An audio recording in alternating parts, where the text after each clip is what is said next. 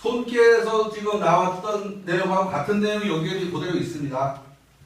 6위는 혹 익지면 십붕지라 귀도 불구귀나 영정이면 길하니 왕용 향우제라도 길하리라.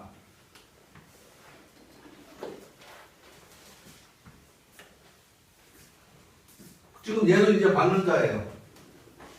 중정합니다. 그죠? 중정해요.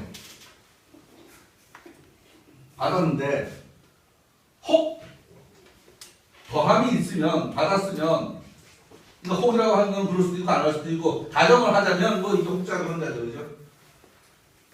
십붕지라 귀도 불구기니 그 경우가 옳은지 그른지를 오만 사람한테 물어보고 그래도 판단이 안 서서 점을 쳤는데도 뒀는데 그 점괘도 그렇게 하라고 말하니 그렇게 생각을 하시면 됩니다. 그 점괘도 그렇게 하라고 말하니 얘도 점이고 얘도 점입니다. 거북점 치잖아요. 그래서 긁어가지고 10분은 뭐죠? 10가지 방법으로 점을 쳐봐도 그렇게 하라고 말하는 겁니다. 불고기 어기지 않는 겁니다. 그러니까 모든 방법을 동원해서 판단을 해보니 그렇게 하는 게 옳다라고 말하는 겁니다. 그럼에도 불구하고 토를 달아놨습니다. 의료기 때문에 그렇습니다. 영정이면 길이 바르게 하면 오랫동안 그렇게 실천한다면 좋다. 좋아진다. 이제 그 실천 방법으로서 어떻게 해야 되냐. 왕용 향우제라도 길하리라. 왕이 하늘에 제사 지내는 것처럼 그런 정성을 가지고 하면 길할 것이다. 대충 아무렇게나 해서 안 된다는 얘기입니다. 대충 아무렇게나 해서. 정성을 가지고 해야 된다는 얘기. 정성을 가지고.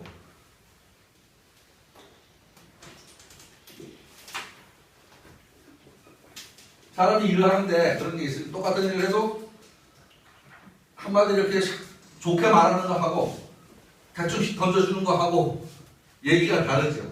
예. 그런 경우다라고 생각을 해보셔도 됩니다. 6위는 혹 이익이 있으면 십붕지와 거북점을 쳐서도 능히 어긋나지 아니하나 오래도록 바르게 하면 길하니 왕이 있어 천재께 제사 지내더라도 길할 것이다. 이렇게 이제 우리 책에 해석이 되어 있습니다.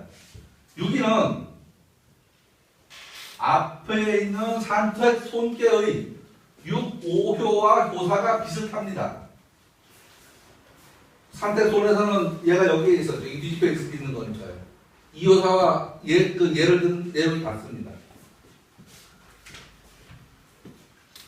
혹 이익이 있어서 이 이익이 옳은지 판단이 안 서서 수단을 다 동원해서 점을 쳐보아도 모든 점이 옳다고 한다. 오래도록 그대로 실천한다면 길할 것이다.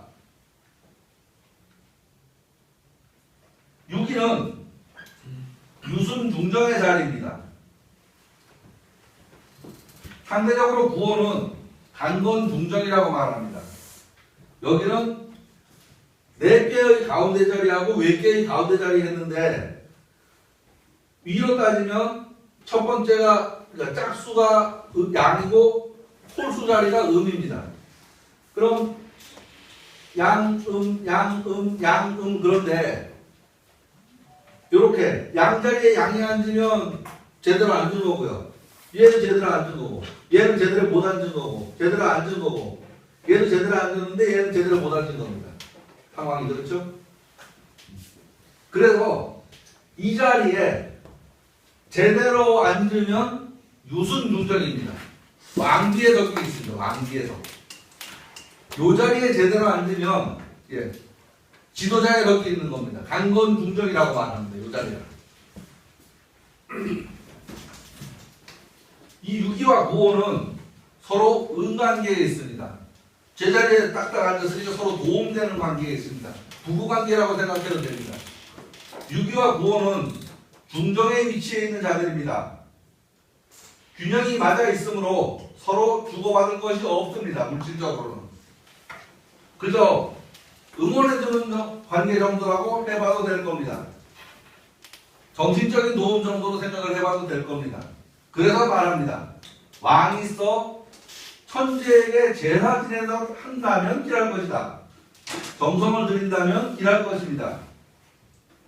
영정이면 길하다.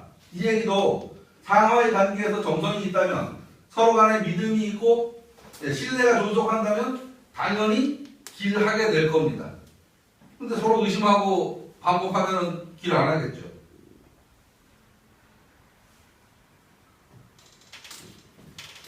왕영향후제라도 길한다. 이 말은요, 중정의 마음가짐으로 하늘에 제사 지내는 것과 같은 정성으로 한다면 길할 것이다. 결국 물질의 주고받음이 있지만 그에 앞서서 하나로 통하는 마음이 있어야 성과를 거둘 수 있지 않을까 하는 생각을 써봤습니다. 국가 보조 사업 가운데 문화예술 관련 사업이 있습니다. 이런 경우에 행정관료와 예술인들은 기본적으로 생각이 다른 사람들입니다. 전혀 마인드가 다릅니다. 이들의 관계에서 서로 간의 마음이 통하지 않고 서로 자기 방향대로 자기 논리대로만 일을 처리한다면 그 사업은 절대로 안 됩니다. 말아먹는 겁니다. 또 거기에서 뭐 사업하는 사람이 그 논리로다가 또 들어대면 양쪽도 다 안 되는 거고요. 자신이 잘 아는 분야는 그러한 마인드로 처리하고 또 잘 알지 못하는 분야는 그 분야의 전문가 마인드에 따라서 일을 처리하고 맡긴다면 저절로 일의 성과는 생길 것이다. 다만 믿고 맡긴다는 것이 맡기는 자도 맡는 자도 서로 간의 믿음이 상통할 때만 이루어집니다. 이거를 그렇지 예술한다고 예산 줬는데 하루 띵까 하고 돈 다 들어먹었어. 아 이놈들 나쁜 놈들이야 하면 내놓은 것이 나쁜 놈들일 거예요.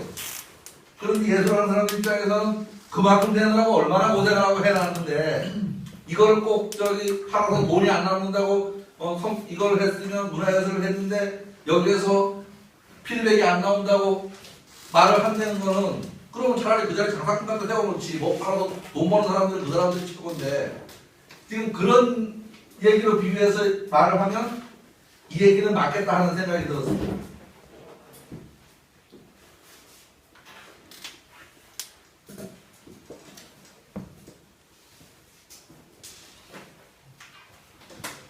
상활 혹 입지는 자외래라. 상에서 말하기를 혹 입지는 밖으로부터 오는 것이다 라고 하였습니다. 이제 그렇죠. 더 있는 것 결국은 외계에서부터 온 거죠. 상에서 말합니다. 혹 더함이 있다는 것은 밖으로 왔다고 말합니다.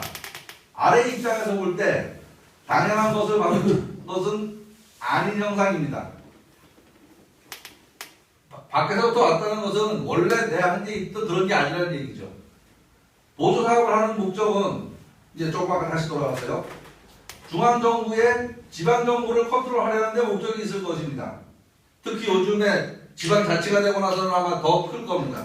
예전에는 그렇죠. 기관장 모가지를 쥐고 있으니까 뭐 말하는 사람 자르면 되는데 지금 자를 수도 없는 형편이잖아요. 그러니까 이게 더 효율적인 아마 지방정부를 컨트롤하는 방법일 겁니다. 모르겠습니다. 제가 공직에 있어보질 않아서 제 생각이 옳은지 그런지는 또 좀 약간 다른 문제가 있습니다. 지방정부에서야 이것을 하면 이익이 되는 것이고 하지 않으면 이익이 없는 것입니다. 그 이익을 따라서 보조사업에 관한 얘기입니다. 중앙정부는 입김을 불어넣고 넣어지고 있다고 생각해도 될 겁니다.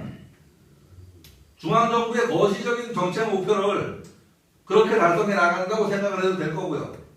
그러려면 보조사업의 목적 달성에 필요한 사업 계획을 명확히 알고 있어야 할 겁니다. 서로 간의 상대를 명쾌하게 알고 있어야 서로 일이 잘 되겠다 하는 그런 얘기를 하는 얘기입니다. 6기가 이렇게 지나갔습니다.